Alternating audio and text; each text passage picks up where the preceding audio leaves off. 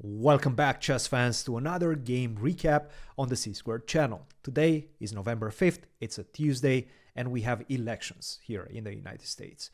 But first and foremost, chess players had to play Title Tuesday. And the early Title Tuesday was probably one of the strongest events in recent history, because we had Magnus Carlsen, Fabiano Caruana participating, Ali Reza Firouzja, Hans, Hikaru, and so on and so forth. Pretty much the creme de la creme of chess. Now, in round 10, after a very tense tournament, Fabiano met one Magnus Carlsen, and it was a very interesting game. Let's take a look. Fabi starts with 1d4, knight f6, c4, e6, knight to c3, inviting the Nimzo Indian, which is happily accepted by Magnus. Bishop to b4, e3, a very topical and somewhat of a main line nowadays. Queen to c2, of course, is possible. Bishop to d2, so many things have been played in this position. A very fighting approach would be to go with the move f3. a3 is also played, but e3 recently has been somewhat of a mainstay in the repertoires of players with the white pieces, especially at the top. e3 castle, a3, immediately asking the question of the bishop on b4. Not giving black the opportunity to potentially go rook to e8 and creating another safe square for the bishop on f8, immediately asking the question. If you go back to e7, then I'm just simply going to go e4, take full control of the center, and this position is considered to be slightly better for white. Definitely something that black does not want to see in this game. That's why Magnus decides to take on c3, the main line in the position, take with the b pawn on c3 and d6. Now, you just saw those arrows being drawn, and that is because we've seen very often this idea of moving the rook either to b1, but mostly to a2, and trying to take advantage of things that will happen and things that will open up on the second rank, especially after ideas of f3, g4. The rook can in fact land on f2, on g2, e2 or d2, everywhere pretty much on the second rank, maybe even h2 at one point in time. But Fabi decides to keep a more standard approach to this position with the move knight to e2, knight to c6, knight to g3, and with this move, you're signaling to black that you just simply want to take immediate control of the center with the move e4. b6, the idea of b6 is to build up an attack against one of the main weaknesses in white's position, and that is the pawn on c4. Bishop to a6, knight to a5, c5 to cement the the pawn on c4, maybe even rook to c8, all forces against the weakness on c4 for white. In the meantime, what white is going to do is take full control of the center and try to start his own attack against the black king on g8, specifically because of the fact that you have the dark square bishop while black doesn't have a dark square bishop anymore. And this is going to lead to a very significant attack against the black king. e5, bishop to e2, you don't want to play the move d5, and you want to keep the tension in the center with the pawn still on d4, and in fact you will most likely increase that pressure with the move f4 later on in the game if black allows you to do so. Rook to e8, starting to look at the pawn on e4, trades on d4, and knight takes e4 could potentially be in the cards. Castle, take on d4, and knight takes e4. Magnus takes the bull by the horns, but of course, white has a lot of compensation for the lost pawn. Now, what white has is the two bishops, and right now those two bishops are extremely lively, especially this light square bishop nowadays after the move bishop to f3 could potentially lead to some trouble on the light squares. Bishop to f3 would have been an option in this position, which was not in fact played by Fabi.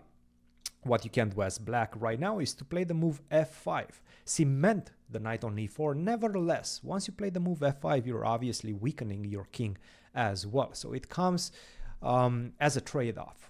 Rook to e1, and I'm sure at some point I will be able to recapture the pawn, and perhaps with dividends. But Magnus, Fabiano, after the move knight takes e4, decided to take first on e4. Rook takes e4 and bishop to f3. Rook to d4, now Magnus is up 2 pawns. Nevertheless, this rook is a bit stranded This bishop is very lively, and guess what? This bishop is going to join the action on the long diagonal, and you really need to be careful where you place this rook on d4. You might lose it if you're not paying attention. Queen to a4, improving the control over this diagonal and increasing the attack against the knight on c6. Knight to a5, and this is a very nice tactical idea. You're not losing a rook, because after bishop to a8, which in fact is a mistake, bishop to d7 recovers some of the lost material, recovers one piece, and that's going to be a very important piece, and black with the two pawns and the piece is going to have plenty of compensation for the exchange. Now, what white should have done in this position after knight to a5 is in fact refuse the offridge of the rook on a8 and play the move a bishop to g5 first. Queen takes g5, of course, not possible because of queen to a8. That's a checkmate. So you're already creating some extra problems for black. After bishop to g5, black has to go f6. It's pretty much a forced move in this position. Otherwise, you're just losing a lot of material. And after bishop to e3, you're starting to harass the rook on d4. This would have created serious problems for black. Instead of that, Fabi lunges into the attack with the move bishop to a8. Bishop takes d7, but after queen to c2, queen takes a8. Now you can already start sensing the fact that black has more or less solved his problems. His king is no longer in danger. Sure, I am on exchange down, but I do have two pawns, and most likely those two pawns are going to become three, because you have a huge problem and a huge weakness on c4. Rook to e1, taking control of the e-file, and starting to look at ideas of rook to e7 and the infiltration via the e-file. Queen to e2, bishop to e6, plugging this file. Bishop to b2, starting to look at the g7 square. What you want as white is create some weaknesses along the dark squares, especially dark squares around the king. Rook to g4, f3, of course. Don't get checkmated. I know this is a long move, but the queen can go all the way to g2. So you don't pay attention for a second, you get checkmated. Rook to g6, rook to d1, knight to c4, bishop to c1. And at this point, you can start understanding that Magnus is in pole position to win it. But not so easy.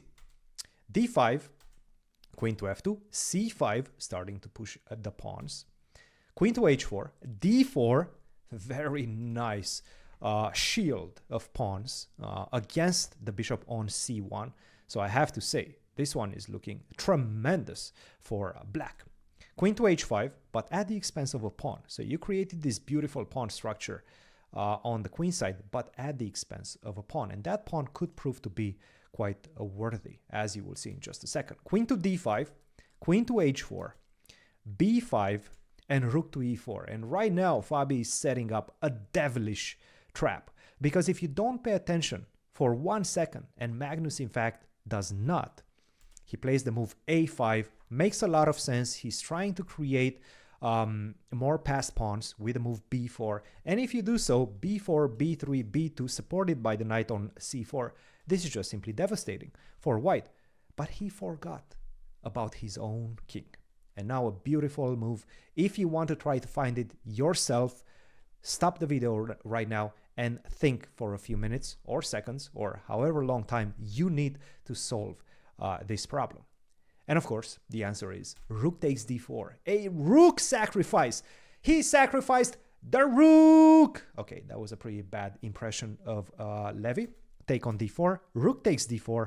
And of course, now you start understanding the idea behind that. There's no way for you to not lose the queen, because rook to d8 is coming. So if you try to save the queen, let's say queen c5, queen e5, queen anywhere, I'm going to simply go rook to d8, and that's going to deliver the checkmate, because the king does not have an escape hatch on the h-file. It's controlled by the queen. So a beautiful geometrical motif by white, by Fabiano. And also rook to h6 does not work either, because of bishop takes h6. And now you understand this bishop on c1 in fact has a very important role in this whole setup.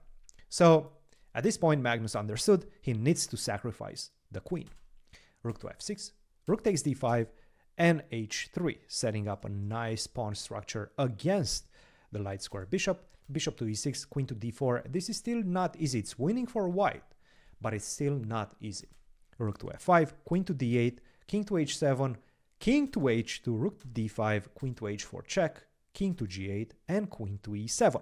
Everything very standard so far. At some point, what white is going to try to do is combine the threats of queen to e8 and harassing the black king, but also trying to gain a pawn on the queen side, especially if you can manage to get rid of this b pawn and this never-ending threat from black to create a pass pawn, then you're going to be in a very, very good position.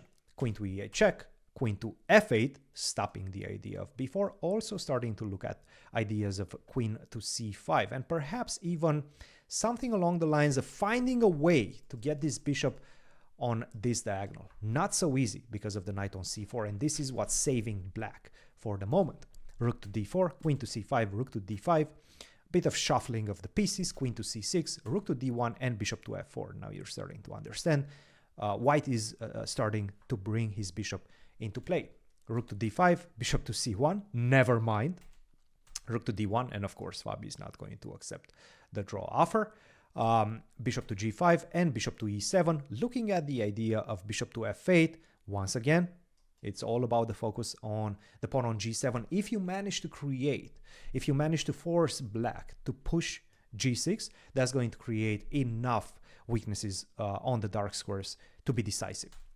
Rook to d7, bishop to f8, rook to d5, bishop to c5, and queen to c7, setting up all the pieces on the dark squares. Still some work to be done. Knight to e5, and at this point, queen to b5 is already a pretty significant mistake. What he had to do is continue with the move queen to c7, and only now you start understanding. You're getting there. You're creating reactions for black. If you go back with the move knight to c4, try to defend the pawn on a5. Now I can continue with the move bishop to f8, and I have a clear threat. And that threat is to go queen to g3. Once again, focus on the pawn on g7. If you go king to g8, try to dislodge this bishop from f8, I can simply defend it. Now I have a lot of threats, a lot of discovery threats. And if you go back to h7, after queen to g3, you're in big, big trouble. So a few more precise moves and white would have broken through. But instead he took on b5, and after knight to d3, queen to b1, good move by Fabiano, and perhaps this is what he was planning to do. And in fact, what black should have done was the move knight to d7. Backwards move, perhaps missed by Magnus in this position. The idea being that, of course, you're working with this pin on the 5th rank, but also after queen to b1, you simply respond with a move, a bishop to f5. And in fact, black has all the pieces very nicely protecting each other. Queen to b3, rook takes c5. This bishop protects the knight. This knight protects the rook. This rook protects the bishop. It's a very nice construction. You cannot touch any of black's pieces. What you can do is get another pawn, and that's probably going to be enough for equality. If you don't get this pawn on f7, you might even be in trouble as white. Nevertheless, this most likely would have ended in a draw. Again, instead of that, he played the move knight to d3, Magnus that is, queen to b1, setting up this pin. Right now, we understand Fabiano is winning. He got the pawn and he's not losing the piece. But not so fast, because Magnus still had some ideas in mind. Bishop to f5, bishop to e3, and rook to e5. Bishop to d2, rook to e2. And at this point, a huge blunder by Fabiano. What he had to do is, look, sense the danger, sense the fact that, there's some threats on this diagonal. There's some discovery threats, especially combined with this rook landing on the 2nd rank. And especially combined with the idea that the king, despite the fact that it looks very protected, it's not as protected as you would think. He should have played the move queen to b5. This, in return, attacks the bishop on f5, but also gets off this diagonal. you play the move bishop to g6 to defend, and now I can just simply take the pawn on a5, capture the other pawn, and most importantly, not allow black to activate the knight. You cannot go knight to f4, you cannot go knight to e1 to try to create your own counterplay against my pawn on g2 and against my king, because both of these squares are protected by my bishop. This would have pretty much ended the game on the spot. Instead of that, he played bishop takes a5, and once again, if you want, try to find the best move in the position, stop the video now. Rook takes g2, another rook sacrifice on g2, and this one pretty much ends the game because there's no way to avoid the endgame with opposite color bishops, which is simply just going to be an easy draw. King takes g2, knight to f4, check, king to g3, bishop takes b1, king to h5, and of course, white is still a pawn up, but that's not going to be enough. Bishop to c2, king to g4. They've played a few moves, but neither of these players will lose this one, and both of them kind of knew that. What black has to do is exchange this pawn on f3 for the pawn on g5, and then sacrifice the bishop on c6 for the pawn on a3, and that's going to be a draw. And in fact, the players did not mince any words anymore, and the game ended.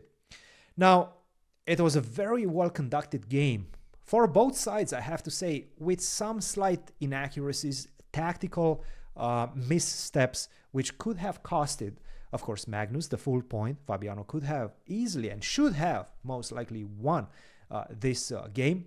Nevertheless, Fabiano was also lost before that, before black played the move a5.